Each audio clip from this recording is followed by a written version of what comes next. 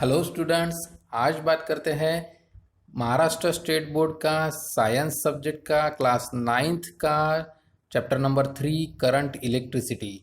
तो चलिए, बहुत ही बेहतरीन इसके अंदर आपको टॉपिक सीखने को मिलने वाले हैं। एक एक शुरुआत करते हैं। पोटेंशियल एंड पोटेंशियल डिफरेंस, फिर कंडेंसर्स एंड इंसुलेटर्स, उसके बाद है electrical resistance and Ohm's law, उसके बाद है connections of resistors and effective resistance. तो देखिए यार, मेरा तो बहुत ही फेवरेट चैप्टर रहा है। तो चलिए शुरुआत करते हैं। All around us if electricity is of utmost importance in the modern world. We depend on it for almost everything in our day-to-day life. In order to avoid the inconvenience faced due to the failure of power supply, hospital, banks, offices, and private institutions make alternative arrangement with the help of generators. Electricity is used for the running electric furnaces, electric motors, and several other instruments used in industries.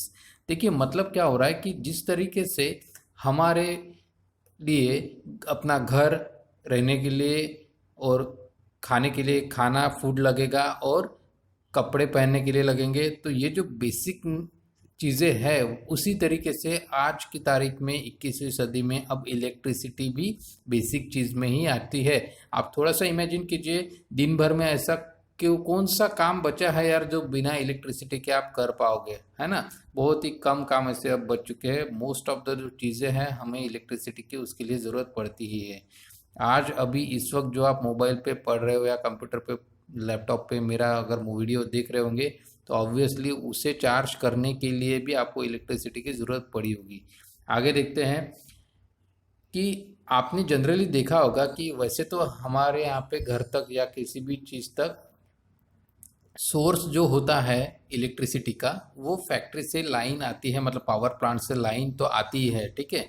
लेकिन कुछ ऐसी जगह भी है यहाँ पे कि जहाँ की अगर लाइन चली जाती है तो हम लोग बैकअप में वहाँ पे इस्तेमाल करते हैं जनरेटर्स को। ओके, तो अब जनरेटर्स क्यों इस्तेमाल करते हैं?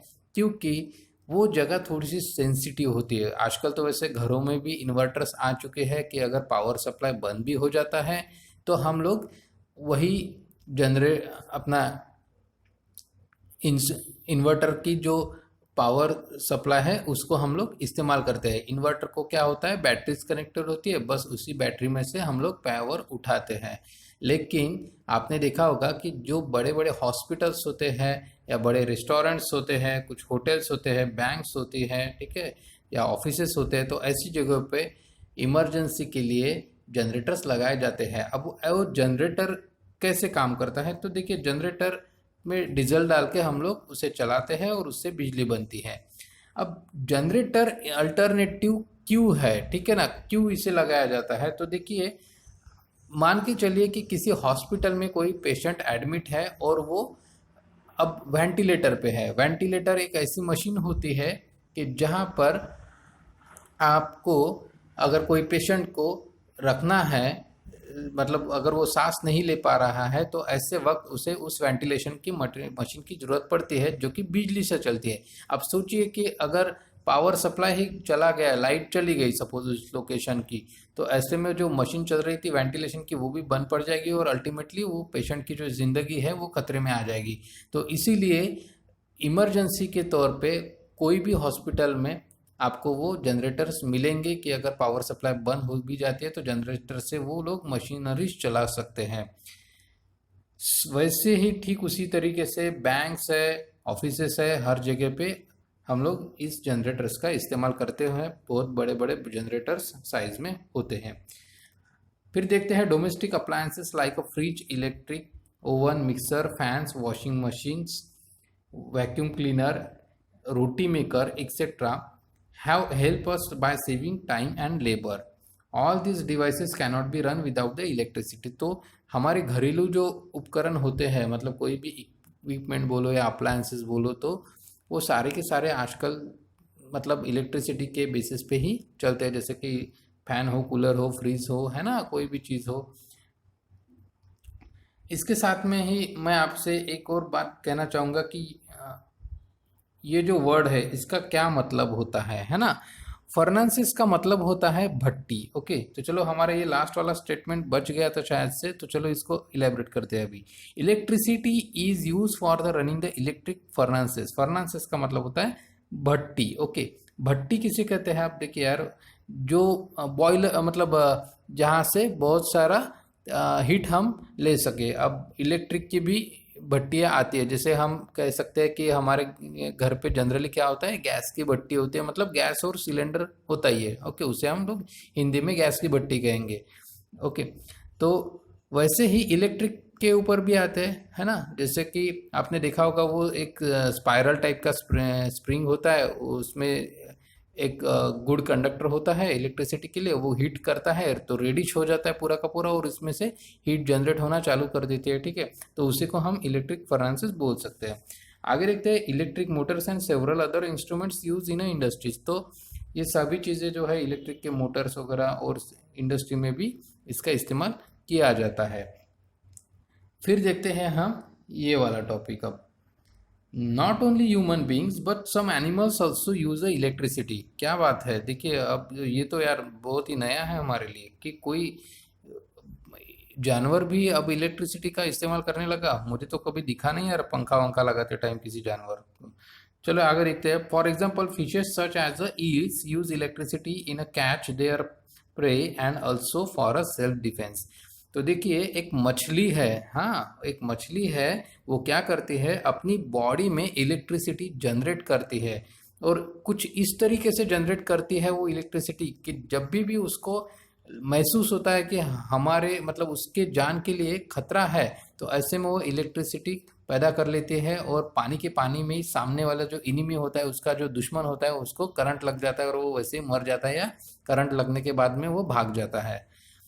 और यही चीज़ का इस्तेमाल मतलब इसी करंट तैयार करने वाली जो उसकी एबिलिटी है, वो एबिलिटी के ज़रिए वो शिकार भी करती है मछली। ठीक है, तो शिकार भी करती है मतलब उसे अगर किसी शिकार चाहिए कोई, तो उसके पास जाके वो करंट छोड़ देती है, तो पानी में करंट फ्लो होता है, ऑब्वियसली वो सामने वाला जो शिकार होता है उसका वो वैसे ही मर जाता है।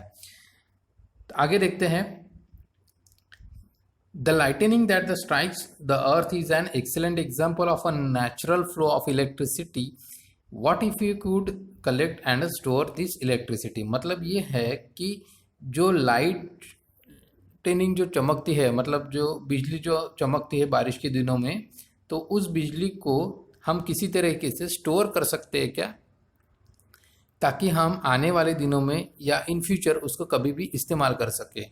तो आपके अगर दिमाग में ऐसी कोई आइडिया है कि भाई इस तरीके से हम कर सकते हैं, तो कमेंट में ज़रूर लिखिए। ठीक है, वैसे उसके ऊपर अभी रिसर्च चालू है बेटा साइंटिस्ट लोगों का। अगर आपके पास भी कोई सुझाव है तो कमेंट में ज़रूर लिखिए। अगर सुझाव अच्छा रहा तो मैं आने वाले अगले वीडियो में आपका नाम ज़रूर पब्लिश कर दूंगा। Thank you.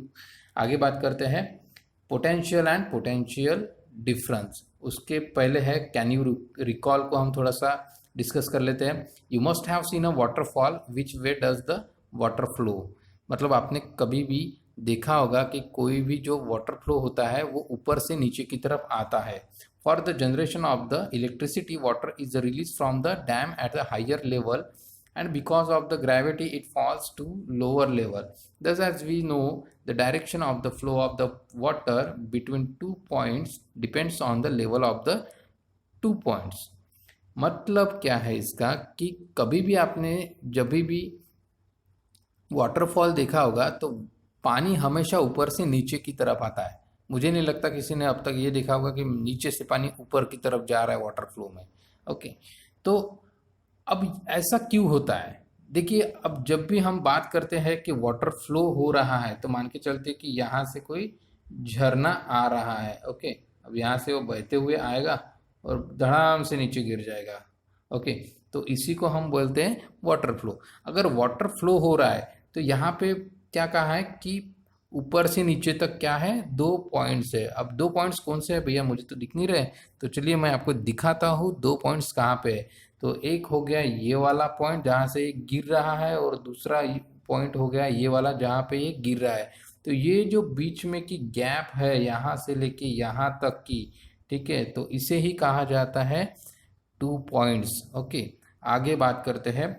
अब इसी टॉपिक से रिलेटेड आपका जो नया टॉपिक है वो हम उसके ऊपर बात करने वाले हैं, तो ध्यान दीजिएगा। बहुत ही इम्पोर्टेंट टॉपिक है, आने वाली ज़िंदगी में आपको हमेशा काम पड़ने वाला है। तो पोटेंशियल एंड पोटेंशियल डिफरेंस क्या होता है, कुछ एक छोटा सा एक्सपेरिमेंट करने के लिए कहा गया है। उसके लिए कुछ इक्विपमेंट्स लगेंगे, जैसे कि 2 plastic bottles, rubber tube, clamp, water. Okay, और प्रोसीजर दी है। Set up the experiments are shown in the figure 3.1, then the remove the clamp from the rubber tube, note your observation, answer the following questions. तो कुछ questions दिए गए हैं और उसके ऊपर आपको आंसर करना है। तो देखिए, सबसे पहले तो आप ये समझ लीजिए कि इस डायग्राम में जो दिया हुआ है वो एक नहीं बल्कि 2 डायग्राम है। ठीक है, तो कौन सी 2 डायग्राम है भैया, देखिए यहाँ से ये डायग्राम होती है डिवाइड। ओके, अब डिवाइड होती है तो इसे हम नंबर दे देते हैं 1 और इसे नंबर देते हैं 2। अब 1 और 2 के बीच में थोड़ा सा डिफरेंस अगर देखेंगे तो आपको पता चलेगा कि यहाँ पे जो है ये क्लैंप लगा हुआ है। ओके, अब क्लैंप कहाँ पे लगा हुआ है, ये यहाँ पे है, दिख रहा है आपको क्लैंप। तो उस क्लैंप को, क्लैंप मतलब होता क्या है, जो मराठी में पढ़ रहे होंगे कुछ बच्चों को थोड़ा सा इंग्लिश में तकलीफ होती है, इसलिए मैं बीच बीच में हार्ड वर्ड्स का मीनिंग बता दिया करूँगा। तो क्लैंप्स का मतलब होता है कुछ एक चिमटा होता है यार, सादा उसको आप बोल सकते हो। ठीक है, जो उस, अब देखो क्या क्या करना है। 2 बॉटल्स लिया है, एक को थोड़ा सा हाइट पे रखा है, एक को थोड़ा सा नीचे रखा है, और उन दोनों के बीच में रबर का पाइप जोड़ दिया है, उसके ऊपर क्लैंप लगा दिया है। क्लैंप मतलब चिमटा लगा दिया है यार। ठीक है, अब क्या हुआ, दोनों बोतल में थोड़ा थोड़ा पानी भर दिए। तो थोड़ा सा तो इस बोतल में है, लेकिन जब ऊपर की बोतल में पानी भरेंगे तो देखियो वो काफ़ी, उसका लेवल जो है वो ऊपर जा रहा है ना। तो अब अगर इस इमेज को आप ठीक से एनालिसिस करेंगे तो आपको पता चल रहा होगा कि ऊपर की जो बोतल है उसका जो लेवल है वो ये है, और जो नीचे की बोतल है उसका जो लेवल है वो ये है। ओके, मतलब इसमें क्या आ रहा है, एक गैप तैयार हो रही, वो गैप इतनी है। ठीक है ना, वो गैप कितनी है, इतनी है जितना मैं अभी यहाँ पे मार्किंग कर रहा हूँ। अब थोड़ा सा दूसरी तरफ देखते हैं कि फर्स्ट इमेज में जो क्लैंप है, जो चिमटा है, उसे अगर हम लोग हटा देते हैं तो क्या हो जाएगा, पानी का फ्लो होना शुरू हो जाएगा। और पानी का फ्लो शुरू होते ही क्या हो जाएगा, पूरा का पूरा पानी इधर आएगा, लेकिन पूरा नहीं आएगा भैया। ठीक है, कितना आएगा, उतना ही आएगा जितना कि जब तक इन दोनों बॉटल्स की जो लेवल है वो एक समान ना हो जाए। ओके, इन दोनों की बॉटल्स की जो लेवल है वो एक समान ना हो जाए, तब तक ही ये पानी आएगा। अब आपको ध्यान में आया होगा कि यहाँ पे जो है इन दोनों बॉटल्स के बीच में क्या है, डिफरेंस है। ओके, और यहाँ के पे इन दोनों बॉटल्स का जो लेवल है पानी का वो एक ही है। तो पहली बात में जो बात करेंगे, ठीक है, पहला इमेज और अब दूसरा इमेज, इन दोनों इमेज को लेके ध्यान में रख के आपको इन 3 सवालों के जवाब देने हैं। What happens when the clamp is remove, तो क्या होगा, इधर से पानी ऊपर से नीचे आ जाएगा, है ना। सेकेंड नंबर का क्वेश्चन है, does the water stop flowing and why. अब पानी रुकेगा क्या, हाँ भाई रुकता है। कहाँ पे रुकता है, जब इन दोनों बॉटल का लेवल एक साथ हो गया उस वक्त पानी रुकेगा। आगे तीसरा क्वेश्चन है, what will you do to keep the water flowing for a longer duration. अगर आपको बहुत लंबे समय के लिए पानी का मतलब बहाव उसका चालू रखना है तो आपको क्या करना पड़ेगा, क्या करना पड़ेगा भाई। तो बहुत सारे ऑप्शन है यार, है ना। तो चलिए आगे बढ़ते हैं, इसके बारे में इंफॉर्मेशन पूरी ले लेते हैं। Just like a water, the flow of the electric charges between the 2 points depends on a kind of electric level. At those point, this level is called the electric potential.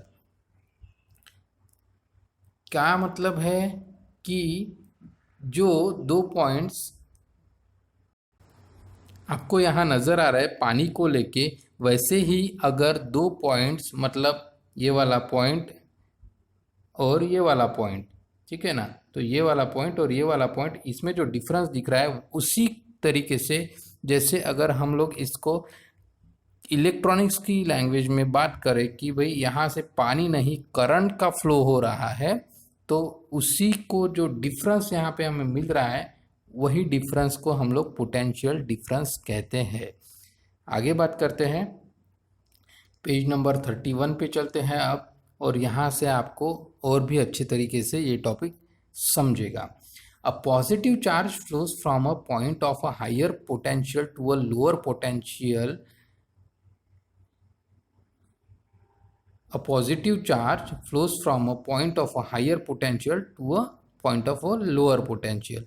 ये मैंने क्यों फिर से पढ़ी लाइन बेटा, क्योंकि ये line बहुत ही इंपॉर्टेंट है। ठीक है, देखिए क्या बोला गया है, पॉजिटिव चार्ज। अब थोड़ा सा नहीं, इस डायग्राम में आप देखिए जहाँ पे मैं बता रहा हूँ, पॉजिटिव चार्ज कहाँ से कहाँ होता है, higher potential to lower potential. आप इस डायग्राम में देख सकते हैं लोअर पोटेंशियल कहाँ पे, ये रहा लोअर पोटेंशियल। तो हाइयर पोटेंशियल से लोअर पोटेंशियल जाएगा, क्या जाएगा, तो देखिए चार्ज। ओके, पॉजिटिव चार्ज ये कहाँ से कहाँ जाता है, पॉजिटिव टू निगेटिव जाता है, मतलब higher potential to lower potential जाता है।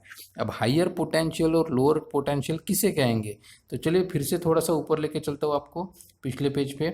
यहाँ पे हाइयर पोटेंशियल हो गया ये वाला और लोअर पोटेंशियल हो गया ये वाला। ओके, तो आगे बढ़ते हैं अभी और। We have seen earlier that the electricity flows due to the conduction of a negatively charged electrons। मतलब हमारी जो इलेक्ट्रिसिटी कंडक्ट होती है वो किस वजह से होती है, कि निगेटिवली चार्ज इलेक्ट्रॉन्स जो होते हैं उनकी वजह से होती है। Electron flow from the point of a lower potential to a point of a lower higher potential. मतलब देखिए जब भी कभी किसी वायर में से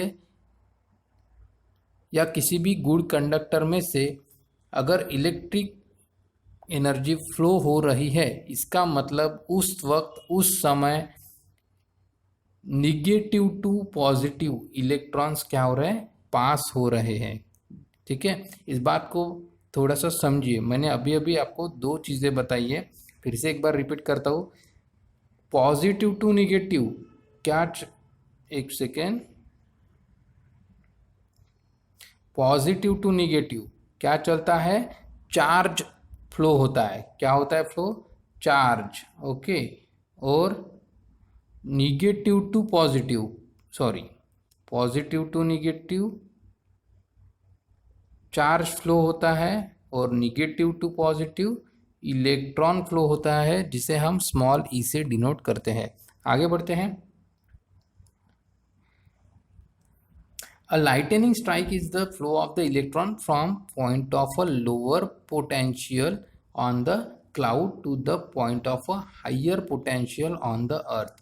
देखिए लाइटनिंग मतलब जो बिजली गिरती है आसमान से वो क्या होती है, तो वो निगेटिवली चार्ज होती है और वो पॉजिटिव को ढूंढती रहती है। अब पॉजिटिव कहाँ मिलेगा, तो उसको धरती पे मिल जाता है। ठीक है, तो वो नीचे आ जाती है। We have studied the definition of the electric potential of a higher standard. अब इसके बारे में जो पोटेंशियल का जो इलेक्ट्रिक पोटेंशियल का जो डेफिनेशन है वो हमें इस साल नहीं दिया गया है, लेकिन अगले साल है। और मैं आपको अभी भी एक चीज़ बता देता हूँ कि इस चैप्टर को आपने बहुत ही अच्छे से पढ़ना है, क्योंकि इसी चैप्टर का बहुत ही एडवांस पार्ट आपको स्टैंडर्ड 10th में आने वाला है। तो बहुत बार ऐसा भी होता है कि स्टैंडर्ड 10th में जाने के बावजूद आपको स्टैंडर्ड 9th का किताब खोल के पढ़ने की ज़रूरत पड़ सकती है। तो बेहतर यही होगा कि आप अभी से उसको ऐसा पढ़ लीजिए कि बाद में आपको तकलीफ ना हो। आगे बढ़ते हैं। The difference between the values of the potential at 2 points A and B is called the potential difference between them। तो यह स्टेटमेंट यहाँ पे बहुत ज़्यादा इम्पोर्टेंस रखता है। ठीक है, क्या है, तो डिफरेंस है दो पोटेंशियल के बीच में का, उसी को हम क्या कहते हैं, पोटेंशियल डिफरेंस कहते हैं। In a figure 3.2 conductor A is at a higher potential than the conductor B, then these two are connected by a conducting wire. A potential difference is created between its two ends and electrons will flow from B to A through a wire. This flow will continue until the two conductors A and B have the same potential, that is until their potential difference becomes zero. Only then will the flow of a electron stop। अब देखिए ये बाजू वाला diagram थोड़ा सा हम लोग इसको एक्सप्लेन करते हैं अच्छे से। तो आइए इसको थोड़ा सा बड़ा कर देते हैं ताकि आपको रीडिंग करने में आसान हो जाए। अब देखिए हमने क्या कहा कि पॉजिटिव टू निगेटिव क्या आता है, चार्ज आता है, ओके, हमेशा। और निगेटिव टू पॉजिटिव क्या जाता है, इलेक्ट्रॉन्स फ्लो होते हैं, ओके। और इसमें से हायर इलेक्ट्रिक पोटेंशियल कौन होता है, तो पॉजिटिव वाला होता है, और लोअर वाला कौन सा होता है, निगेटिव होता है, ओके। अब इसमें दोनों के बीच में अगर मैं किसी वायर को जोड़ दूं, ठीक है, इन दोनों के बीच में अगर मैं किसी वायर को जोड़ दूं, ये बीच में जोड़ा हुआ है, आपको दिखाई दे रहा होगा, ठीक है।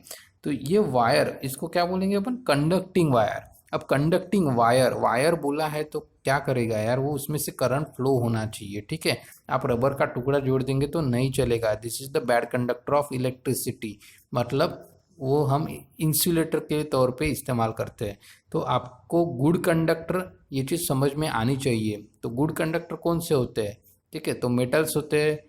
खराब गंदा पानी भी हो सकता है गुड कंडक्टर, ओके। बहुत जो साफ पानी होता है वो बैड कंडक्टर होता है, ओके। लेकिन अगर थोड़ा सा भी हम जो हमारे यहाँ पे घर पे अगर किसी टाके में पानी होगा, है ना, टंकी में पानी होगा, तो that is the bad conductor, we can say that. आगे बात करते हैं कि इसको अगर हम लोग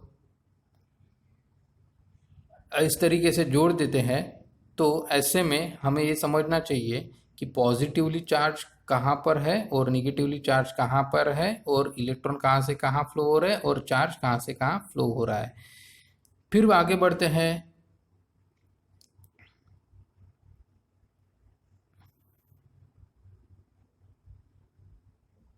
Work has to be done against the electric field to take a positive charge from a point of lower potential to a point of higher potential। देखिए कभी भी जो काम होता है, अब काम मतलब किसे बोलेंगे, काम होता है जैसे अभी देखिए अगर कोई पंखा घुमाना है या कोई एलईडी को जलाना है, ठीक है, तो उस वक्त चार्ज कहाँ से कहाँ जाएगा, तो देखिए चार्ज जाएगा पॉजिटिव टू निगेटिव और इलेक्ट्रॉन्स फ्लो होंगे निगेटिव टू पॉजिटिव। ये हमने पहले भी अभी देख लिया है। आगे बात करते हैं potential difference of the cell. तो किसी सेल का पोटेंशियल डिफरेंस कैसे होता है, अब थोड़ा सा इसको समझते हैं कि पोटेंशियल डिफरेंस एग्जैक्ट क्या होता है। देखिए आपने 9 वोल्ट की बैटरी कभी देखी होगी, अगर नहीं देखी होगी तो जरूर देख लीजिएगा, ठीक है। अब इस तरीके से कुछ 9 वोल्ट की बैटरी होती है, यहाँ पे पॉजिटिव साइन रहता है, यहाँ पे निगेटिव साइन रहता है, कुछ तो भी ऐसा समथिंग, ठीक है। एक साइड में पॉजिटिव होगा, दूसरी साइड में निगेटिव होगा। तो ये होता क्या है बेसिकली, ठीक है। तो इसके बारे में आपको पिछले साल ही एक बहुत ही अच्छा सेल का डायग्राम था, अगर आपको याद आ रहा होगा तो एक सेल का डायग्राम आपने बनाया होगा, कुछ इस तरीके से वो सेल था, है ना। बीच में सेंटर एक रॉड होता था, एक कनेक्शन होता था, बाजू में बहुत सारा मटेरियल यहाँ पे होता था, है ना। फिर बहुत सारे नाम इसको दिए थे, याद करो यार थोड़ा, ठीक है। अब देखिए सेल का स्ट्रक्चर तो आपने पिछले साल सीख लिया है। सेल के अंदर अब क्या होता है एग्जैक्टली ये हमें यहाँ पे सीखना है। The difference in the potential between the potential and a negative terminal of the cell is the potential difference of that cell. मतलब पॉजिटिव और निगेटिव इन दोनों टर्मिनल के बीच में जो डिफरेंस आएगा उसी को हम क्या कहेंगे, पोटेंशियल डिफरेंस कहेंगे। This potential difference is caused by the chemical reactions occurring inside the cell. आपको पता है कि सेल के अंदर क्या होता है, तो केमिकल्स होते हैं और उसी केमिकल्स की वजह से हम लोग सेल को चलाते हैं। The potential difference sets the electron in a motion and results in the flow of electricity through a conducting wire connected to the two ends of the cell. The amount of work done to carry a unit positive charge from a point A to the point B is called the electric potential difference between the two points। देखिए क्या होता है, अगर मैं मान के चलता हूँ कि ये पॉइंट पॉजिटिव है, ये निगेटिव है, तो जब तक निगेटिव से पॉजिटिव की तरफ इलेक्ट्रॉन फ्लो होते रहेंगे तब तक positive to negative current flow होते रहेगा और ये जो सर्किट है ये चालू रहेगा। जिस वक्त, अब देखिए आप ऐसा समझ लीजिए कि एक साइड में क्या है, बहुत सारा चार्ज है ना, बहुत सारा चार्ज है, और ये जो चार्ज है वो इस तरफ जा रहा है ना, निगेटिव की तरफ। अब ये तब तक जाएगा जब तक इधर के इलेक्ट्रॉन्स पूरे के मतलब इधर के इलेक्ट्रॉन्स इधर चले जाएंगे, ओके, और दोनों तरफ क्या होगा, सेम इलेक्ट्रॉन्स बन जाएंगे, ठीक है, दोनों तरफ सेम इलेक्ट्रॉन बन जाएंगे। जब तक ये दोनों तरफ इलेक्ट्रॉन सेम बन जाएंगे उस वक्त हम ये कहेंगे कि हमारी जो बैटरी है वो अब ख़त्म हो चुकी है, अब वो काम नहीं करेगी, ठीक है।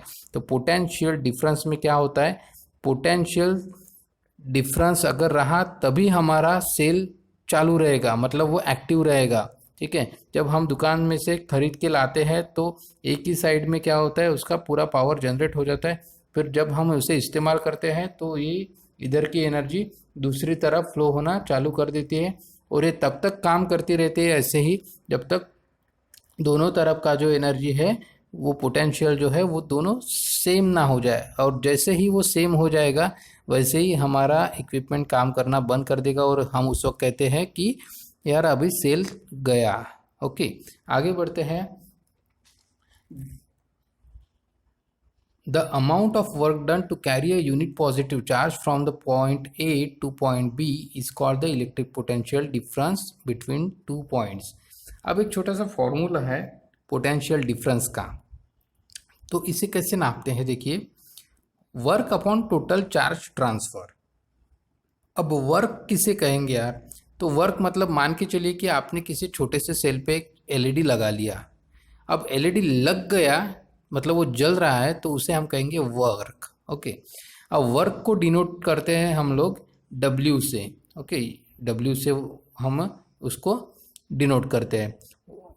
पोटेंशियल डिफरेंस का ही दूसरा नाम है वोल्टेज, ओके, ये आपने सुना होगा, ओके, वोल्टेज। किसी भी लाइट अगर आप खरीदने जाओगे तो उसके ऊपर लिखा होता है ना, 50 volt, 60 volt, 100 volt, 9 volt, 2 volt, तो ये सारे हो गए पोटेंशियल डिफरेंस ही होता है वोल्टेज मतलब। और उसके बाद है टोटल चार्ज ट्रांसफ़र। अब देखिए चार्ज जो होता है उस चार्ज को हम लोग कैपिटल क्यू से डिनोट करते हैं, इसलिए यहाँ पे जो है क्यू लिखा गया है। आगे बढ़ते हैं, और अब इसी आधार पर, ओके, अब इसी आधार पर अगर हम इसे थोड़ा सा सिंबॉलिक फॉर्म में लिखे ऐसा सिस्टम में, तो देखिए कैसा ये इक्वेशन बनता है आपका। आपको पता है कि वोल्टेज जो है इन्हीं तीनों चीज़ों को इस फॉर्मेट में लिया है, मतलब वोल्टेज को हम लिखना है तो वोल्टेज तो एक चीज़ हो गई, लेकिन अगर उसे नापना है तो कैसे नापेंगे हम, तो उसे मतलब पोटेंशियल डिफरेंस को हम नापते हैं वोल्टेज के ज़रिए, ओके, पोटेंशियल डिफरेंस को हम नापते हैं वोल्टेज के ज़रिए। वैसे ही वर्क को नापते हैं हम जूल में। अब देखिए कुछ बच्चों को समझ में नहीं आ रहा होगा, तो मैं फिर से थोड़ा सा कुछ अलग एग्जांपल्स देके समझाता हूँ। मान के चलिए कि आपकी मम्मी ने आपको कहा कि बेटा जाके दुकान में से गेहूँ लेके आओ। अब बच्चा गया और दुकानदार को बोला भैया गेहूँ दे दो। अब गेहूँ तो दे दिया, लेकिन दुकानदार पहले पूछेगा आपको देने से पहले कि कितना चाहिए, है ना। तो कितना चाहिए तो आपको बोलना पड़ेगा, मुझे 100 ग्राम चाहिए, मुझे 500 ग्राम चाहिए, मुझे 1 किलो चाहिए, मुझे 100 किलो चाहिए। 100 किलो चाहिए होगा तो वो बोलेगा 100 किलो नहीं 1 क्विंटल चाहिए, है ना। समझ में आई बात, मतलब यूनिट लगा रहे हैं हम लोग, क्या लगा रहे हैं, यूनिट लगा रहे हैं। अगर 1000 ग्राम चाहिए तो हम 1000 ग्राम नहीं बोलेंगे, 1 किलो बोलेंगे, है ना। 100 किलो चाहिए तो 1 क्विंटल बोल देंगे। तो ये क्या हो गया, 1000 gram, 1 kilo, 100 kilo, 1 quintal, 100 ton, 1 ton, ये क्या हो गया बेटा, ये है यूनिट्स, है ना। गेहूं तो एक प्रोडक्ट है, लेकिन उसे गिनने के लिए, उसे नापने के लिए क्या है, हमारे पास में यूनिट्स बने हुए हैं। तो उसी तरीके से इस पोटेंशियल डिफरेंस का भी जो यूनिट है वो है वोल्टेज, और उसी तरीके से वर्क का जो यूनिट है वो है joule, okay.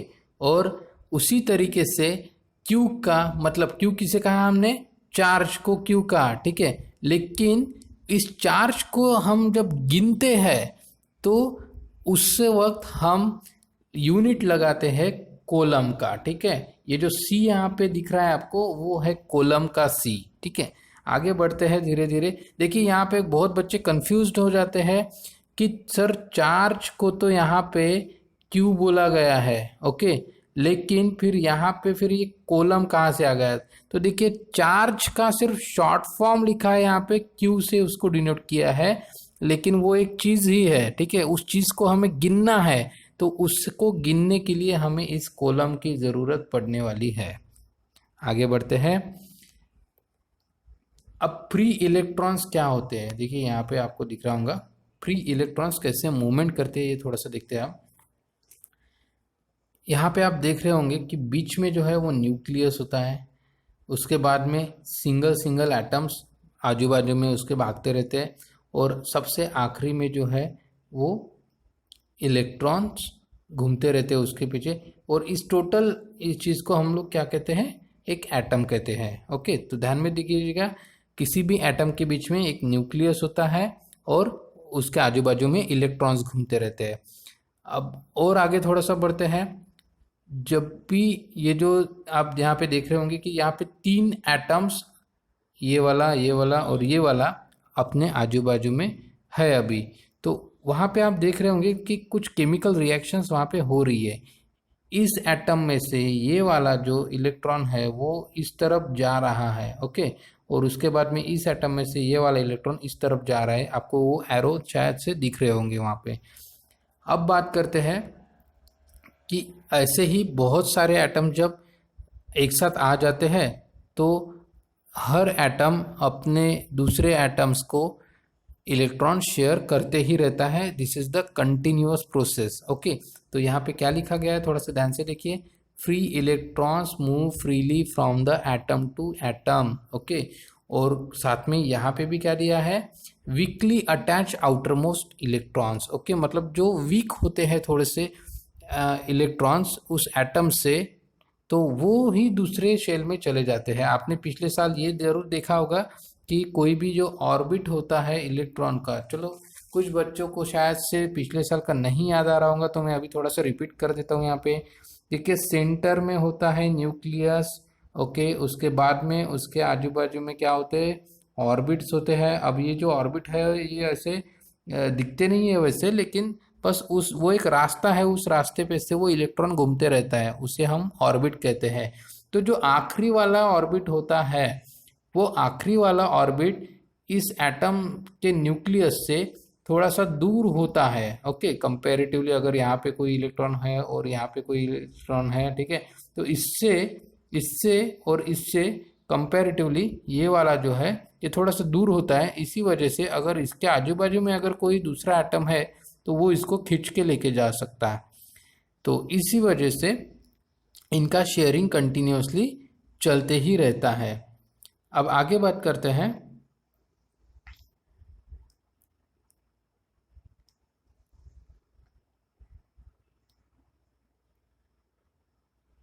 N introduction to scientist. अब एक साइंटिस्ट के बारे में थोड़ा सा इंट्रोडक्शन ले लेते हैं। The Italian scientist Alessandro Volta construct the first electric cell. The unit of the potential difference is a named volt in his honor.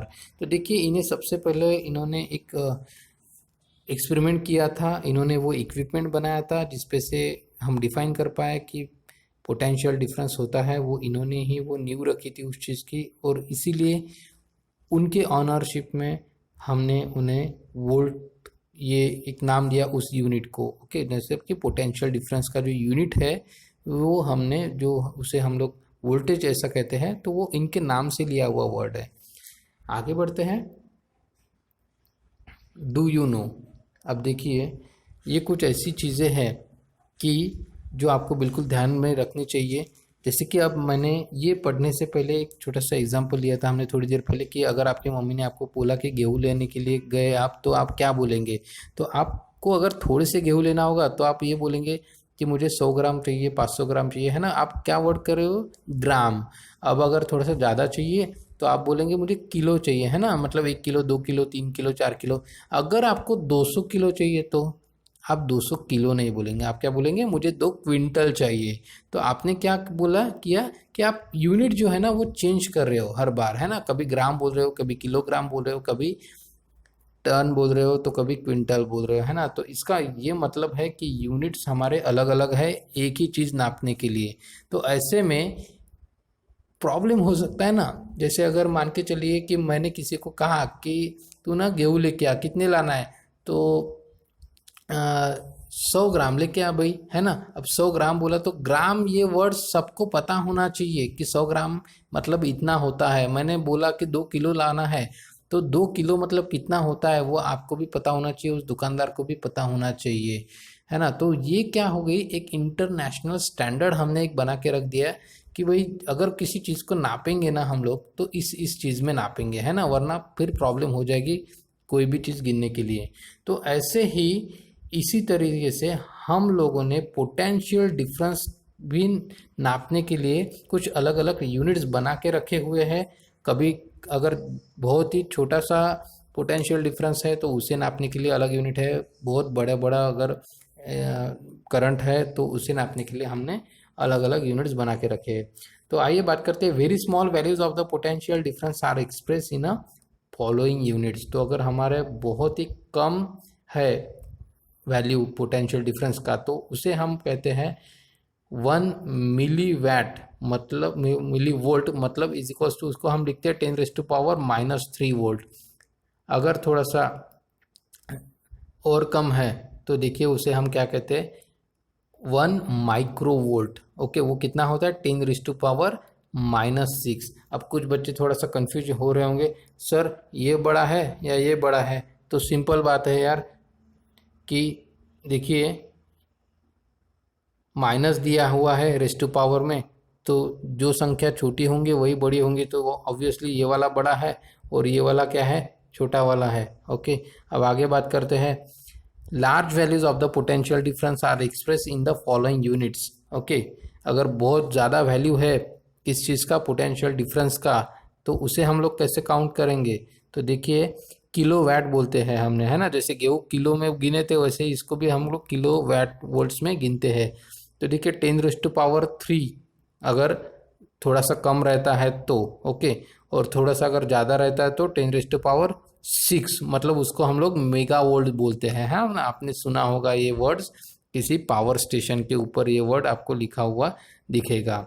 आगे बात करते हैं कि ये छोटा है या ये छोटा है, तो देखिए ऊपर का जो है वो छोटा है क्योंकि यहाँ पे पॉजिटिव में क्यूब दिया हुआ है। ओके, और नीचे वाला जो है वो बड़ा है क्योंकि वो पॉजिटिवली 6 है। आगे बात करते हैं फ्री इलेक्ट्रॉन्स की। Every atom of a metallic conductor has one और more outermost electron which are very quickly bound to the nucleus. कोई भी जो एटम होता है किसी मेटेलिक कंडक्टर में, उसके जो इलेक्ट्रॉन्स होते हैं वो बहुत ही वीकली बाउंड होते हैं उसके न्यूक्लियस से, स्पेशली वो वाले इलेक्ट्रॉन्स जो आउटर मोस्ट होते हैं वो, ठीक है। These are called the free electrons, मतलब किसी भी इलेक्ट्रॉन का आउटर मोस्ट शेल में जो इलेक्ट्रॉन होता है वो थोड़ा सा वीक होता है। अब this as shown in the figure 3.3, this electrons can easily move from one part of a conductor to its other part. The negative charge of the electron also get transferred as a result of this motion. The free electron in a conductor are the carriers of a negative charge. देखिए आप यहाँ पे देख सकते होंगे कि नीचे जो डायग्राम दिया हुआ है उसे थोड़ा सा देख लेते हैं। एक मेटल की वायर है ना, तो उसके अंदर क्या हो रहा है, इलेक्ट्रॉन जो है वो फ्लो हो रहे हैं और हर एक का अपना अपना डायरेक्शन है। जैसे ये वाला इलेक्ट्रॉन इस तरफ जा रहा है ना, ये वाला इलेक्ट्रॉन इस तरफ जा रहा है, ये वाला इस तरफ जा रहा है, तो हर किसी का अपना अपना एक डायरेक्शन है। और ये क्या है, ये पूरी की पूरी मेटल की वायर है ना, यहाँ पे दिख रहा है, ये पूरी की पूरी क्या है, एक मेटल की वायर है। अगर वो किसी भी चीज़ से कनेक्टेड नहीं है, मतलब वो उसके अंदर पोटेंशियल डिफरेंस नहीं है, तो उसके जो इलेक्ट्रॉन्स है वो क्या हो गए, वो फ्री इलेक्ट्रॉन्स है बेटा। ओके, अब आगे बात करते हैं जब हम इसी चीज़ को सेल कनेक्ट कर देते हैं, सेल मतलब अब देखिए इसे कहते हैं हम cell, okay, this is the symbol of cell, या बैटरी भी कह सकते हैं आप। अब पॉजिटिव निगेटिव दिख रहा है तो ऑब्वियसली क्या होगा, पॉजिटिव टू निगेटिव क्या होता है, चार्ज फ्लो होता है, मतलब यहाँ से यहाँ चार्ज जाएगा। और आपको लग रहा होगा सर ये इलेक्ट्रॉन तो इधर भाग रहे, तो मैंने तो पहले ही कहा था आपसे कि इलेक्ट्रॉन जो है वो निगेटिव से निकलते हैं, ओके, और पॉजिटिव की तरफ जाएंगे। तो ऑब्वियसली यहाँ पे आने के बाद में वो कहाँ जाएंगे, इधर ही जाएंगे भैया, ठीक है। और ये इधर से आके फिर वो कहाँ जाएंगे, पॉजिटिव टर्मिनल पे जाके मिल जाएंगे। तो इस तरीके से ये पूरा सर्किट बनता है। अब आगे बात करते हैं, ये बाजू वाला जो है उसको पढ़ लेते हैं। Current flowing through a wire, किसी वायर में से करंट कैसे फ्लो होता है, तो ऐसे ही फ्लो होता है भैया जैसे मैंने आपको अभी कहा।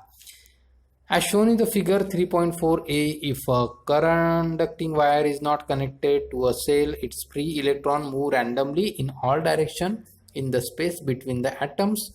When we connect the ends of the wire to the two terminals of a cell, electric force act on electrons. Being negatively charged, they start moving from the negative, that is the lower potential, to the positive, that is the higher potential terminal of the cell as shown in the figure 3.4. Due to the flow of these electrons, current starts to flow through the wire. This motion of an electron is irregular, but there is a definite non-zero value of their average velocity. Okay, तो इस तरीके से इसका concept है।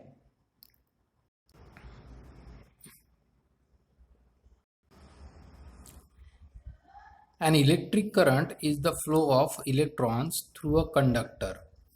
मतलब electric current किसे कहते हैं कि जो इलेक्ट्रॉन्स का फ्लो होता है, ठीक है, और किसी कंडक्टर में से होता है।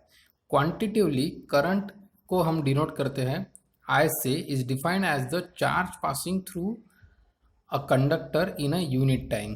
देखिए यहाँ पे इंपॉर्टेंट चीज़ें आप लोग कुछ जान लीजिए कि करंट जो है, करंट को हम लोग कैपिटल आई से डिनोट करते हैं, और चार्ज को हम क्यू से डिनोट करते हैं, कैपिटल क्यू से। पोटेंशियल डिफरेंस को हम कैपिटल वी से डिनोट करते हैं, और जिस टाइम के लिए वो चार्ज किसी कंडक्टर में रहता है उसे हम स्मॉल टी से डिनोट करते हैं। स्मॉल टी मतलब वो टाइम जब तक उस कंडक्टर के अंदर चार्ज है। आगे बढ़ते हैं।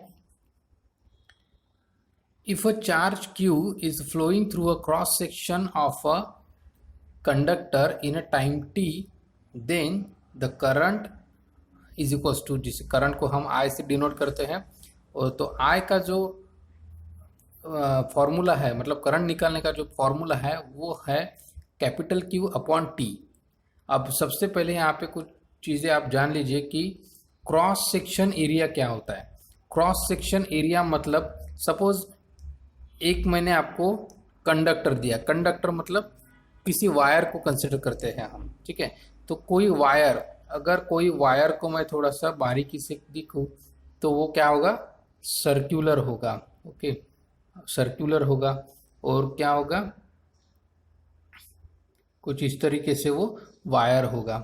अब वायर का जो ये पूरा इनर पार्ट है, ठीक है, इसे हम कहेंगे क्रॉस सेक्शन एरिया, मतलब ये इतना जाड़ा है, ओके, तो ये हो गया उसका क्रॉस सेक्शन एरिया। अब आगे बढ़ते हैं। The unit of the charge in SI units is coulomb, that is the C, ठीक है। हमने ये पहले भी मैंने आपको बताया कि चार्ज जो है वो एक चीज़ है, उस चीज़ को गिनने के लिए, उसे नापने के लिए जो यूनिट है वो है कोलम। अब आगे बात करते हैं। Current is express in a ampere. Current का भी अपना एक यूनिट है, ठीक है, करंट भी एक चीज़ है, उसे नापने का जो यूनिट है उसे हम एम्पियर कहते हैं। The charge on a 1 electron is 1.6 into 10⁻⁻19 coulomb, okay. किसी इलेक्ट्रॉन के ऊपर जो चार्ज होता है वो कितना होता है, 1.6 इंटू 10⁻⁻19 कोलम।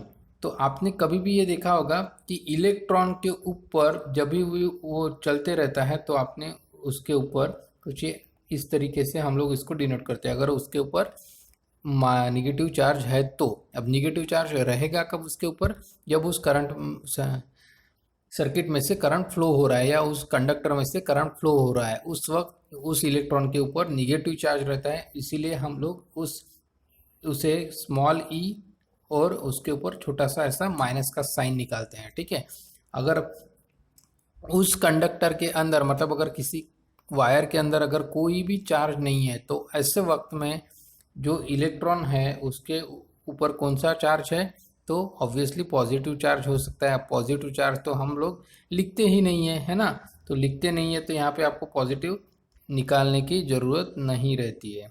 आगे बात करते हैं एम्पियर की। 1 ampere current is said to be flow in a conductor if 1 coulomb charge flows through it every second.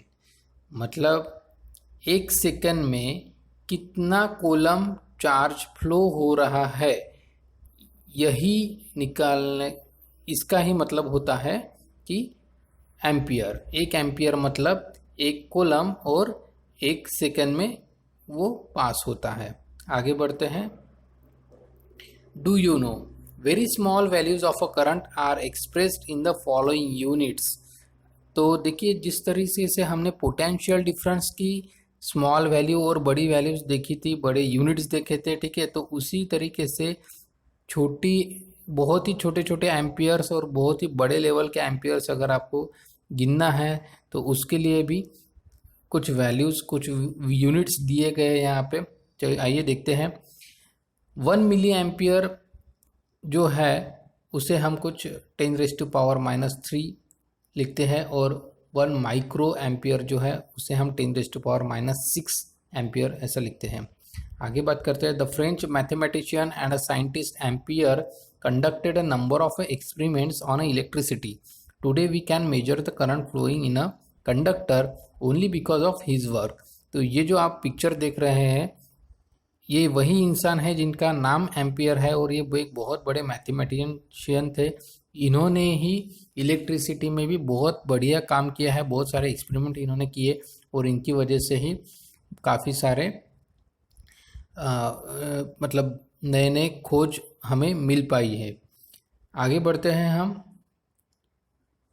Example देखते हैं। बहुत ही छोटा सा और सिंपल सा एक एग्जाम्पल है लेकिन इम्पोर्टेंट है। A current of 0.4 ampere flows through a conductor of 5 minutes. How much charge would have passed through the conductor? मतलब क्या कहा गया है कि अगर 0.4 एम्पियर इतना करंट वो फ्लो करता है किसमें से, एक कंडक्टर में से, कितने टाइम के लिए, तो 5 मिनट के लिए। How much charge would have pass through the conductor, मतलब उस कंडक्टर में से चार्ज कितना पास होगा। तो देखिए आपको क्या क्या दिया है यहाँ पे, तो कैपिटल आई दिया है आपको, है ना, कैपिटल आई मतलब करंट होता है। तो देखिए आप यहाँ पे करंट दिया हुआ है, उसके बाद में टाइम भी दिया है। देखिए 5 मिनट का आपको यहाँ पे टाइम दिया है। तो निकालना क्या है आपको, कैपिटल क्यू की वैल्यू निकालनी है। कैपिटल क्यू का मतलब होता है चार्ज। तो देखिए गिवन में दिया है 0.4 एम्पियर, टाइम दिया है 5 मिनट। अब 5 मिनट दिया है तो आपको मैंने पहले ही भी कहा था कि एसआई यूनिट में आप जब टाइम को रिप्रेजेंट करते हैं तो आपको सेकेंड्स में ही करना होता है। ओके, तो सेकेंड में करना है तो आपको इस 5 मिनट को क्या करना पड़ेगा, सेकेंड में कन्वर्ट करना पड़ेगा। तो 5 मिनट मल्टीप्लाइड बाय 60 सेकेंड, तो 300 सेकेंड्स इसका आंसर आता है। और एक फॉर्मूला है Q is equals to I/T। अब ये फॉर्मूला कहाँ से आ गया भैया, तो चलिए थोड़ा सा ऊपर लेके चलता हूँ। आपको मैंने अभी अभी एक फॉर्मूला बताया, ये रहा वो फॉर्मूला। क्या है formula, I is equals to Q/T। थोड़ा सा नीचे चलते हैं, फिर से फॉर्मूला लिखता हूँ, I is equals to Q/T। तो मैं क्या किया कि I को वैसे ही रखा, ओके, मतलब Q को इधर लेके आया और I को Q को उसी जगह पे रखा और T को इधर लेके आ गया। ठीक है, तो Q sorry T multiplied by I is equals to Q, ये बनता है अपना इक्वेशन। तो Q is equals to I into T, ये बना अपना फॉर्मूला यहाँ पे। अब आगे बढ़ते हैं। क्यू का जो आई का जो वैल्यू है वो है 0.4 एम्पियर, और मल्टीप्लाइड का टी का जो टाइमिंग है वो हमने 300 सेकेंड्स निकाल के दिया था। तो हमें आंसर मिलता है यहाँ पे 120 कोलम। ओके, कोलम देखिए, चार्ज को हम क्यू कहते हैं, लेकिन चार्ज को गिनने के लिए, नापने के लिए हम कोलम इस यूनिट का इस्तेमाल करते हैं। आगे बढ़ते हैं। Charge passing through the conductor is equal to 120 coulomb. तो ये एक थ्योरेटिकल आंसर उन्होंने लिख दिया, और ये ज़रूरी है फिजिक्स में। ओके, आगे बढ़ते हैं। यूजिंग आईटीसी, तो आपको क्या करना है, ये नीचे कुछ वेबसाइट्स दी है, आपको यहाँ पे जाके कुछ वीडियोस वगैरह जो भी होंगे इनके, वो आपको देखना है। नेक्स्ट पेज पे चलते हैं। Resistance and Ohm's law. तो ओहम्स लॉ क्या है? तो बहुत ही सिंपल सा लॉ है। आइए मैं आपको बहुत आसान तरीके से समझाता हूँ, लेकिन उससे पहले बस किताब में जितना दिया है पहले पढ़ लेते हैं एक बार। The relationship between the current flowing through a wire I and the potential difference across its ends, that is V, can be obtained from the laws that was given by the German scientist George Simon Ohm. ठीक है, तो ये भी एक इंसान का नाम ही था, साइंटिस्ट का नाम था ये।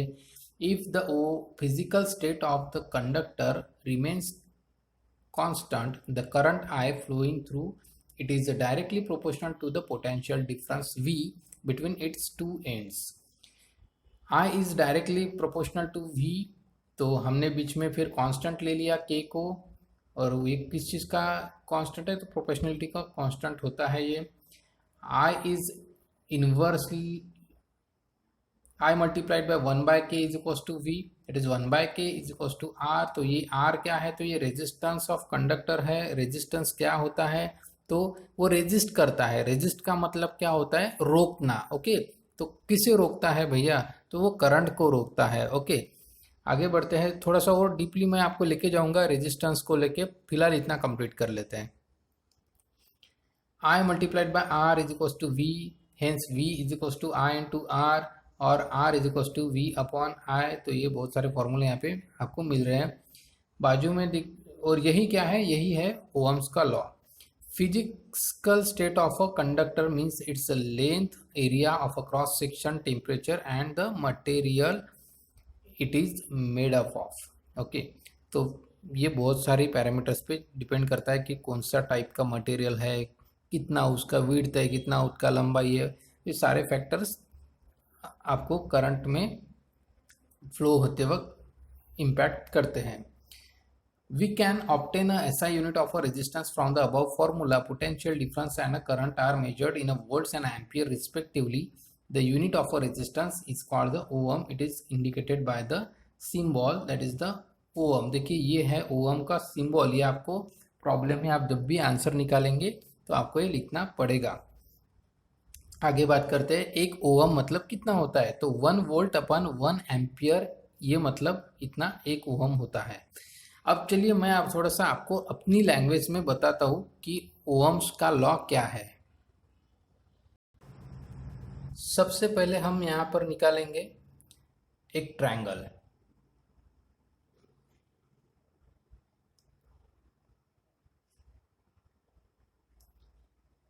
अब इस ट्रायंगल में हम लोग कुछ इनपुट डालेंगे। क्या डालेंगे, देखिए V ऊपर लिखना है, यहाँ लिखना है R I, और यहाँ लिखना है R।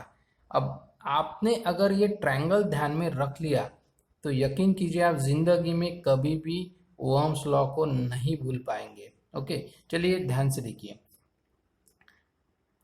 V कहाँ है, ऊपर है, तो वो एक सेपरेट एंटिटी हो गया। I कहाँ है, R के बाजू में है, तो इन दोनों का क्या होता है, हमेशा मल्टीप्लिकेशन में आप इसको रख सकते हैं। तो देखिए पहला फॉर्मूला बनता है इसका V is equals to I into R। Okay, ये बना आपका पहला फॉर्मूला। दूसरा फॉर्मूला बनता है आपका, अब देखिए इसी फॉर्मूले से आपके बाकी फॉर्मूलेज भी बन जाएंगे। जैसे I इज इक्वल्स टू क्या होगा, आई इधर चला गया तो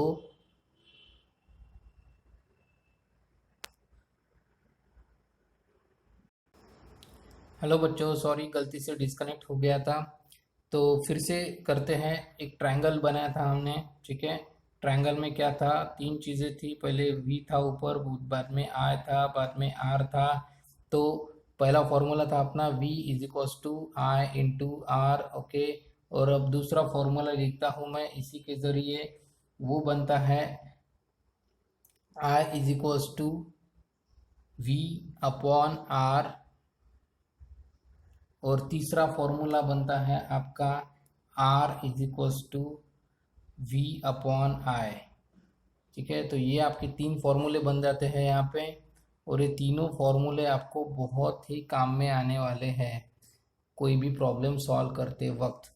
तो ये आपको कंसेप्ट ध्यान में रखना है। स्पेशली आप ये बस ट्रायंगल ध्यान में रख लीजिए। एक बार आपने ये ट्रायंगल ध्यान में रख लिया तो आपको प्रॉब्लम नहीं जाएगा। ये ट्रायंगल आप कहीं किताब पे वगैरह लिख लीजिए, V into I into R, okay. चलो बच्चों आगे बढ़ते हैं अभी। Resistance of 1 ohm. If 1 ampere current flows through a conductor when 1 volt potential difference is applied between its ends, then the resistance of the conductor is 1 ohm. फिर है resistance and resistivity of a conductor.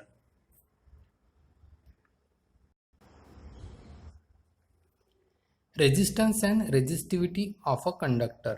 As shown in the figure 3.4, there are a large number of free electrons in the conductor. They are constantly in a random motion. When a potential difference is applied between the two ends of a conductor, these electrons start moving from the end at the lower potential to the end of the higher potential. This directional motion of the electron causes the flow of the current. अब देखिए बच्चों, यहाँ पे एक चीज़ सीखने वाली है कि जब हम बात कर रहे थे कि पॉजिटिव एक टर्मिनल था और एक निगेटिव टर्मिनल था।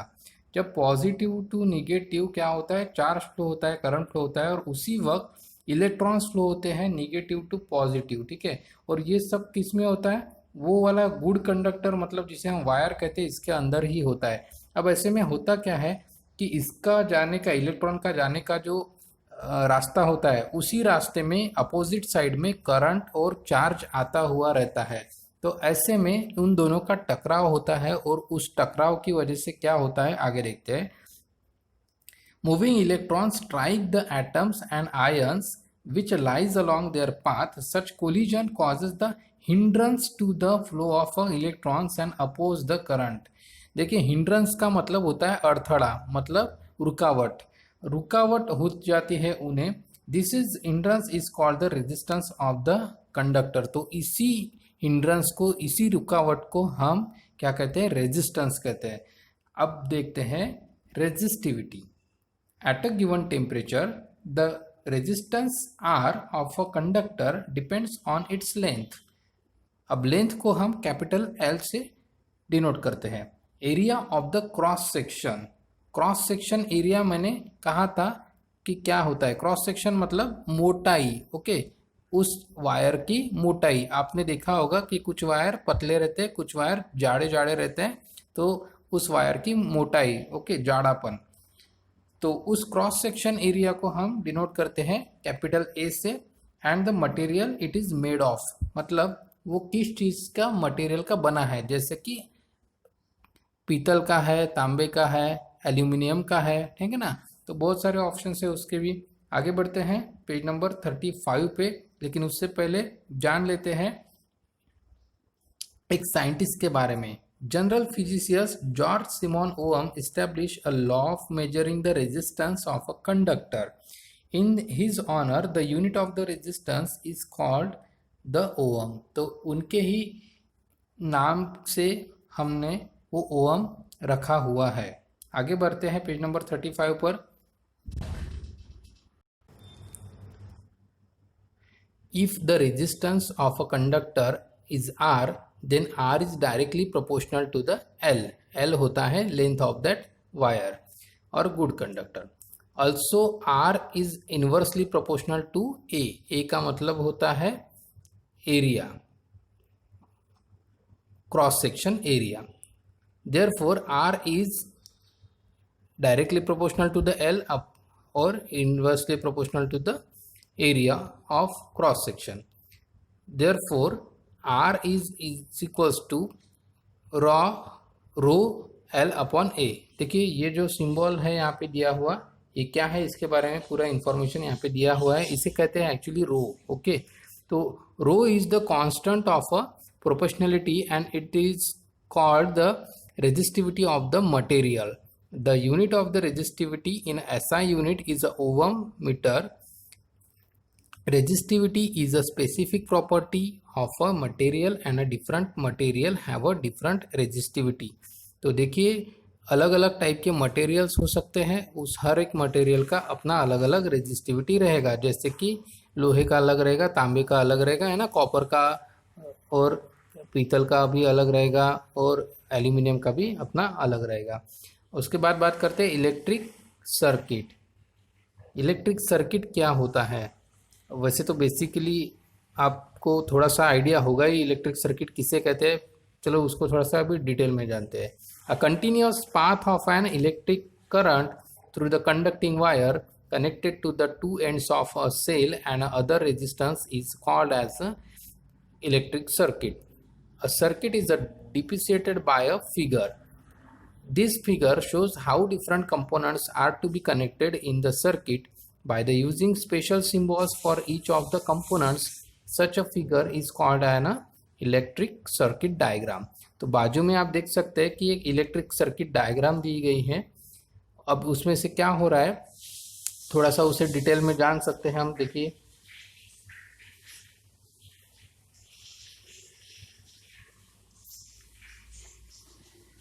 यहाँ पे आपको दिख रहा होगा कि इलेक्ट्रिक सेल जहाँ पे लिखा वो है बैटरी. फिर करंट का जो फ्लो है वो भी आपको दिख रहा होगा. उस एरोस के ज़रिए एक रेजिस्टेंस भी लगाया गया है, एमीटर भी लगाया गया है, वोल्ट मीटर भी लगाया गया है. ओके, तो ये सारी चीज़ें यहाँ पे लगाई गई है.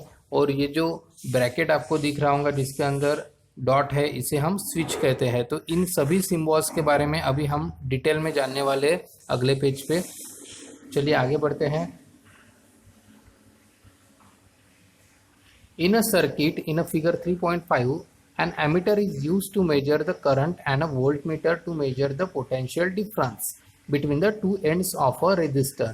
मतलब एमीटर हम इस्तेमाल करते हैं करंट को मेजर करने के लिए और वोल्ट मीटर हम इस्तेमाल करते हैं पोटेंशियल डिफरेंस को जानने के लिए.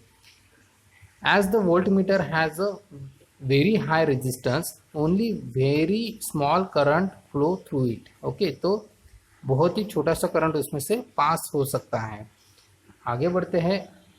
ऑब्जर्व, तो आपको कुछ केस दिया गया है, piece of a paper, sorry ये आपको 4 डायग्राम्स यहाँ पे दी गई हैं. आपको वो आइडेंटिफाई करनी है कि उसके अंदर क्या गलती है. Point out the mistakes in the figure above. तो क्या क्या गलती हो सकती है. देखो यहाँ पे लाइट नहीं जोड़ा गया है. ओके, वहाँ पे वायर कटा हुआ था जहाँ पे मैंने लाइन निकाली थी. अगर इस केस में देखेंगे तो यहाँ से वायर ही निकला हुआ है.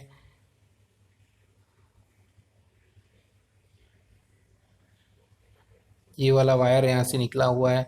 उसके बाद ये जो है ये सर्किट पूरी तरीके से सही है, लेकिन फिर भी यहाँ पे लाइट नहीं जला है, इसका मतलब ये भी गलत है यहाँ पे. और बाजू वाला जो है पीस ऑफ रबर यहाँ पे लगा दिया है उन्होंने, तो rubber is a bad conductor of electricity. तो फिर भी यहाँ पे लाइट जल रहा है, इसका मतलब ये भी गलत है. तो ये चारों की चारों जो इमेजेस है वो गलत ही है. आगे बढ़ते हैं. Why are the bulbs in the figure B, C and D below are not lighting up. तो चलो एक एक डायग्राम को थोड़ा सा देखते हैं. डायग्राम नंबर ए में देख सकते हैं आप, यहाँ पे वायर यहाँ से कटी हुई है, यहाँ से भी वायर कटी हुई है. उसके बाद यहाँ से ये वायर कटा हुआ है. यहाँ पे देखिए ये दोनों पॉजिटिव टर्मिनल और नेगेटिव टर्मिनल दोनों एक ही जगह पे अटैच कर दिया है. और ये वाला वायर तो ऐसे ही आधा अधूरा छूट गया है. उसके बाद में यहाँ पे आप देख सकते हैं कि यहाँ पे ई में वायर कटी हुई है यहाँ पर. तो आगे बढ़ते हैं। सॉरी, ये वाला जो है ये प्रिंटिंग मिस्टेक्स है यहाँ पे। एक्चुअली ये पूरा का पूरा सही है और ये भी सही है। इसमें और इसमें फिर डिफरेंस क्या है? तो इसमें और इसमें डिफरेंस कुछ भी नहीं है। ये वाला जो वायर है ये यहाँ से ऊपर लेके गए वो लोग, और ये यहाँ से नीचे गए, सीधा सीधा उसको लगा दिया। तो बस वो कंफ्यूज करने के लिए है, बाकी कोई इसमें प्रॉब्लम नहीं है। ये दोनों सही है, बस ये बीच में की जो 3 है उसी में प्रॉब्लम है। अब आगे बढ़ते हैं पेज नंबर 36 पे। ये बहुत ही इम्पोर्टेंट पेज है आपके लिए, इन फ्यूचर ज़िंदगी भर काम में आएगा। Symbols for the components of an electric circuit and their usage. तो देखिए यहाँ नीचे एक टेबल दिया हुआ है, उसमें आपको कंपोनेंट्स दिए गए, उसके पिक्चर दिए गए, उसके सिम्बॉल्स और उसके इस्तेमाल। तो सभी चीज़ें हम लोग अभी यहाँ पे डिस्कस करेंगे। तो पहला कंपोनेंट देखते हैं, इलेक्ट्रिक सेल। वो आपको पता है, आपके घर में भी आपने इस्तेमाल किया होगा। उसका जो सिंबल हम लोग डायग्राम में इस्तेमाल करते हैं वो कुछ इस तरीके से है। ओके, उसके बाद में हम इसे अप्लाई कहाँ करते हैं? To apply a potential difference between the two ends of a conductor. Okay, मतलब जहाँ पे 2 एंड्स को हमें दिखाना है तो वो हम यहाँ पे दिखा सकते हैं, और उसको पॉजिटिव और निगेटिव से शो भी करते हैं।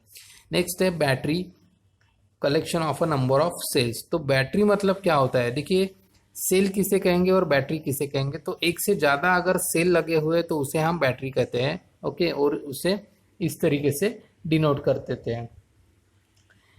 To apply a larger potential difference between the two ends of a conductor. अगर इलेक्ट्रिक करंट हमें ज़्यादा चाहिए तो ऐसे में हम ये इस्तेमाल करते हैं। ओपन टैप की और अ प्लग की। तो ओपन टैप की और प्लग की एक्चुअली रियल उसकी इमेज जो होती है वो कुछ इस तरीके से होती है। हमारे घर पे बोर्ड पे वगैरह आपने देखी होगी, लेकिन इलेक्ट्रिकल सर्किट में हमें उसे इस तरीके से करते हैं। लेकिन देखिए, एक ब्रैकेट है और वो खाली है। तो अगर ब्रैकेट खाली रहता है तो ऑन है, ठीक है। क्या है? ब्रैकेट खाली है तो वो ओपन है। लेकिन अगर उसी ब्रैकेट के अंदर अगर मैं डॉट निकाल लेता हूँ तो वो जो की है वो क्या है? क्लोज है। मतलब देखिए, की तो ऑन भी हो सकती है और ऑफ भी हो सकती है, ठीक है। तो अगर डॉट रहता है तो वो ऑफ रहेगी, अगर डॉट नहीं रहता है तो वो ऑन रहेगी। आगे बात करते हैं,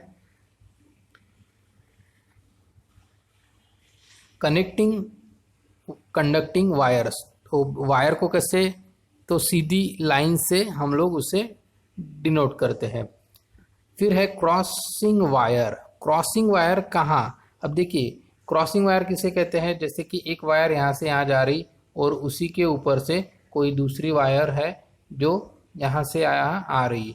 अब तो ऐसे में हम इसे डायग्राम के ऊपर पेंसिल से या पेन से कैसे शो करेंगे? तो देखिए, यहाँ पे दिया हुआ है कि एक वायर सीधी जा रही और एक वायर उसके ऊपर से जा रही है। ओके, ये यहाँ पे आपको दिखाई दे रहा होगा। आगे बात करते हैं, लाइट बल्ब। तो अगर बल्ब को अगर वो जल रहा है या जल नहीं रहा है, इसे शो अगर करना है तो जल नहीं रहा है इसके लिए हम लोग ये वाला इस्तेमाल करते हैं, और जल रहा है तो हम ये नीचे वाला इस्तेमाल करते हैं। फिर बात करते हैं रेजिस्टेंस की। अब ये बहुत ही इंपॉर्टेंट है आपके लिए। रेजिस्टेंस देखिए, एक्चुअल में कुछ इस तरीके से होता है रेजिस्टेंस। आपने शायद कहीं पे देखी भी होगी, अगर किसी कोई सर्किट देखा होगा टीवी का, मोबाइल का, रेडियो का, कहीं भी रेजिस्टेंस कहीं भी दिखने को मिल ही जाता है। तो रेजिस्टेंस को हम डिनोट करते हैं कुछ इस तरीके से, क्रॉस क्रॉस करके, ठीक है, जिगजैग वाली लाइन बना के। फिर बात करते हैं, अब रेजिस्टेंस किस लिए इस्तेमाल होता है? तो देखिए, to control the flow of current in a circuit. मतलब किसी सर्किट में से अगर मान के चलिए हमें, हमारे पास एक 9 वोल्ट की बैटरी है। ओके, 9 वोल्ट की एक बैटरी है। उस बैटरी के ज़रिए हमें एक 2 वोल्ट्स का एलईडी लाइट लगाना है। और लाइट लगाने के लिए मैं क्या करूँगा, यहाँ से यहाँ वायर जोड़ दूँगा। ओके, अब वायर जोड़ दूँगा तो अब 9 वोल्ट अगर डायरेक्ट 2 वोल्ट्स के लाइट को मिलेंगे तो वो लाइट क्या होगा? ख़राब हो जाएगा। तो ऐसे में मुझे क्या करना पड़ेगा, यहाँ पे किसी भी एक वायर पे मुझे रेजिस्टेंस लगा देना पड़ेगा। ओके, और वो रेजिस्टेंस क्या काम करेगा? तो उसका काम रहेगा कि यहाँ से जो 9 वोल्ट्स निकले हैं इस तरफ, उससे वो उसमें से 7 वोल्ट वो रोक देगा और आगे कितने वोल्ट भेजेगा, तो 2 ही वोल्ट वो भेजेगा, ताकि ये जो लाइट है ये जल जाए। ओके, तो क्योंकि लाइट का जो रिक्वायरमेंट है वो सिर्फ 2 ही वोल्ट का है, तो इसीलिए रेजिस्टेंस का इस्तेमाल किया जाता है। आगे बात करते हैं वेरिएबल रेजिस्टेंस। अब कभी कभी ऐसा भी होता है, किसी एक ही चीज़ को कंट्रोल करने के लिए कभी कम वोल्टेज लगता है तो कभी ज़्यादा वोल्टेज लगता है। ओके, उसका एक बेस्ट एग्जांपल है आपके घर का फैन या कूलर की मोटर। तो इसे आप कंट्रोल करने के लिए देखिए, आपने देखा होगा कि फैन के ऊपर 1 2 3 4 5 तक के स्पीड होता है जनरली। तो उसका हर स्पीड जो हम बढ़ाते हैं या कम करते हैं, तो वो क्या होता है, हर स्पीड के ऊपर एक रेजिस्टेंस लगाया गया होता है। तो वो वेरिएबल रेजिस्टेंस मतलब उसमें बहुत सारे रेजिस्टेंस इंक्लूड कर दिए होते हैं। आगे बात करते हैं एमीटर की। तो एमीटर इस्तेमाल किया जाता है to measure the current flowing in a circuit, मतलब करंट जो फ्लो होता है उसको मेजर करने के लिए एमीटर का इस्तेमाल किया जाता है। और उस एमीटर को हम लोग इस तरीके से शो करते हैं डायग्राम में। वोल्ट मीटर का भी सेम है, सिर्फ वी लिखते हैं एक ही जगह। और ये किस लिए इस्तेमाल किया जाता है, तो पोटेंशियल डिफरेंस मतलब कि वोल्टेज मेजर करने के लिए हम इसे इस्तेमाल करते हैं। अब आगे बढ़ते हैं, एक छोटा सा एक्सपेरिमेंट आपके यहाँ पे दिया गया है। मटेरियल क्या लगेगा इसके लिए, copper and aluminium wire, glass rod और रबर। मेथड देखिए, make a connection as shown in the figure 3.6। First connect a copper wire between the points A and B and measure the current in the circuit. Then a place of the copper wire connect aluminum wire, glass rod, rubber end at one time and measure the current each time. Compare the values of the current in a different cases. Okay, तो क्या करना है आपको, यहाँ पे एक circuit बनाना है इस तरीके से, ठीक है, कागज़ पे नहीं रियल में बनाना है भैया। ओके, और बीच में एक वायर को काट डालना है। अब उसके आपको मिलेंगे 2 पॉइंट, एक मिलेगा A और एक मिलेगा B।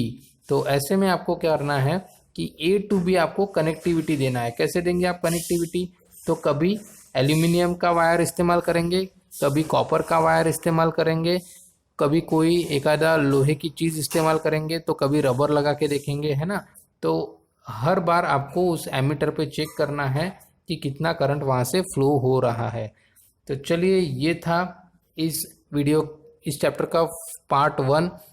आपको अगर इसके आगे का भी देखना है तो आपको पार्ट 2 देखना होगा। मैं चाहूँगा कि ये वीडियो आप आपके दोस्तों से भी शेयर करें और इसे सब्सक्राइब ज़रूर कीजिए हमारे चैनल को। चलिए बच्चों, बाय बाय।